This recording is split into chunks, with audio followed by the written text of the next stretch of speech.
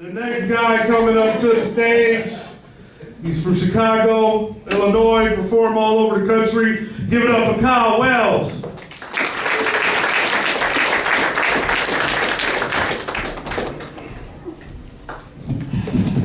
All right, thank you very much. As the announcer said, I perform all over, which is great. But sometimes I miss my friends, I miss being at home. Some of them are my old roommates, you know, we all lived together for a long time, knew each other really well. And it got to where they knew what I was gonna say every night when I came home. It was always, how was your guys' day? What do you guys want for dinner? And what happened on The Young and the Restless? That was always... They're a great group of guys, they really are. But they're all on this big energy drink kick right now, which I don't really understand. I drank one of those things before, I almost OD'd. I couldn't handle it. I mean, they need like a Surgeon General's warning on those, I'm serious. And the thing that annoys me about my friends drinking them is some of them don't work right now, so I'm just like, what are you energizing yourself for? What, do you got another 14-hour video game marathon? Or maybe you should play a game called God of Resumes. That may actually help you. And really, how much energy does it take to go from the recliner to the kitchen to make pizza rolls? I want to know. You're not running a marathon. Plus, they're always bugging me to try the newest ones. Oh, you gotta try this, you gotta try this. As they're like violently shaking. I'm like, no thanks, man. I had a meth green tea earlier, I'm all set. For like a week. One of my best friends is married, he's got a wife, 2 kids. Always tells me all the time, they're growing up really fast. They're growing up fast. And they outgrow the toys really fast. I'm amazed by all these like high-tech toys that they have for kids now. We didn't have anything like that when I was a kid. This was the high-tech toy technology when I was a kid. Pull string, the duck goes quack, quack. See and say, that was it. And I'm always hearing about they want to make toys more relatable, more realistic for kids. And it seems to me like if they wanted to make something like Barbie more realistic, they would have the commercial say, Teen Barbie now takes birth control pills. Or Teen Barbie now resents parents. Teen Barbie now dating an abusive white trash lowlife. That seems like it would, you know, reach a bigger demographic, I think. But yeah, my friend who's married, he and his wife are at odds with each other right now. He's trying to quit smoking, which is tough, I understand. It doesn't bother me, I've been around my whole life. I actually like women who are chain smokers. I really do, they know who they are.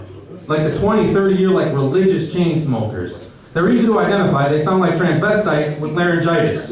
You know, they're like, hey buddy, can I get a light for my cigarette real quick, please? So what I like about women smokers is, for example, like when a guy walks by and spits on the ground, the woman will attack and judge him and his disgusting habit while participating in her own. It's like, I just don't understand why a guy just spit on the ground. It's just gross, you know what I mean? It's just gross, what it is, it's just gross. Disgusting. And I have to say, I enjoy when any smoker misplaces or can't find their lighter. To me, that's top quality entertainment. You know, you can just sense their desperation, like, where's my lighter, what did I do with it, where'd it go? Like a kid was abducted or something. And anyone in the area who has a lighter instantly becomes their best friend. That's like automatic. They're very easily influenced and persuaded. Smokers without lighters are as cliquey and impressionable as 14-year-old girls, okay? But anyway.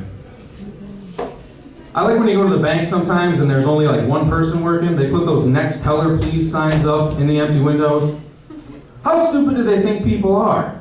What idiot's just gonna walk up to an empty one and go, anyone who's doing that shouldn't be handling their money by themselves anyway. Really. And why are they still making birthday cards for really, really old people? 85th, 90th, 95th, come on. Are loss of bladder control and inability to remember doing something 10 minutes ago really milestones worth celebrating? Who cares? And why do old people brag about how much stuff cost back in their day? That's annoying, isn't it? Who cares if you remember when the loaf of bread only cost a nickel? Why does that make you any better than me? And I noticed that some old people now have a lot more energy than they used to. It's weird because my friend's grandfather lives in a assisted living home. And you know, I'll go in there to visit with them sometimes and they're like zipping around all over the place. They're lifting weights. They go to these like old people proms that they have for them. I don't know what they're putting these guys in medication. It's like free-base Metamucil or something because they're just like going crazy in there. I'll tell you one more thing before I take off here.